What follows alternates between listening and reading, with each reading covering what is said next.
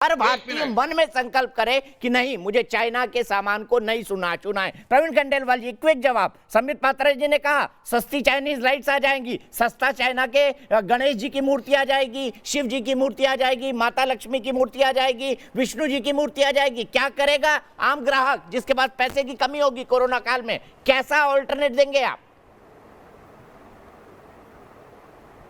दीपक जी, मेरे मित्र संबित जी ने बहुत दो तीन विषय कहे जिनको मैं स्पष्ट करना चाहता हूं।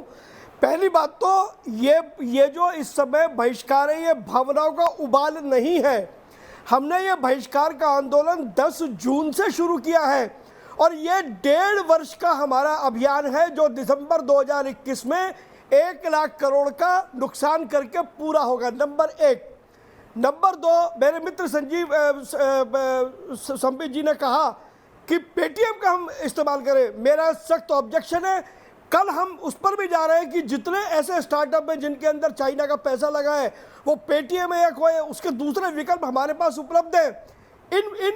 इनका भी हमको बहिष्कार करना है, नहीं तो क्योंकि इनका असली फायदा अलीबाबा को मिलेगा और अलीबाबा का पैसा हिंदुस्तान की फौजों के खिलाफ लगेगा। नंबर 2। नंबर 3, मैं आपको ये बताना चाहता हूँ कि जो इलेक्ट्रिक लाइट का आपने जिक्र किया, मैंने बार बार ये कहा है कि हमें चाइना के और हिंदुस्तान के माल के फ़र्क को समझना होगा।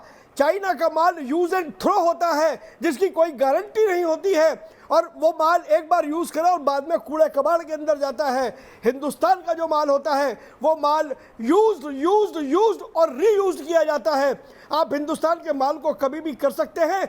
ये फ़र्क को हमें अब उपभोक्ताओं को समझाना है। और संबित जी कुछ कहना चाहते हैं? संबित जी, इन्होंने कहा पेटीएम का पैसा अलीबाबा को जा रहा है। दीपक जी, प्रवीण जी खत्म करिए। मेरी आखिरी बात जी, मेरी अभी जो आपने कहा कि हमारी जो मूर्तियां हैं, अब मैं आपको इतिहास में हमारी जो मूर्तियों की पवित्रता है वो मिट्टी के बनी मूर्तियां थी। वो कभी भी चाइना की मूर्तियां नहीं थी, वो कभी भी मेटल की मूर्तियां नहीं थी। और जो हमारे मूर्तिकार बनाने वाले हैं, इस बार आप देखेंगे इस बार की जो दिवाली होगी वो हिंदुस्तानी दिवाली होगी जिसके अंदर हिंदुस्तान के बने हुए प्रोडक्ट आएंगे।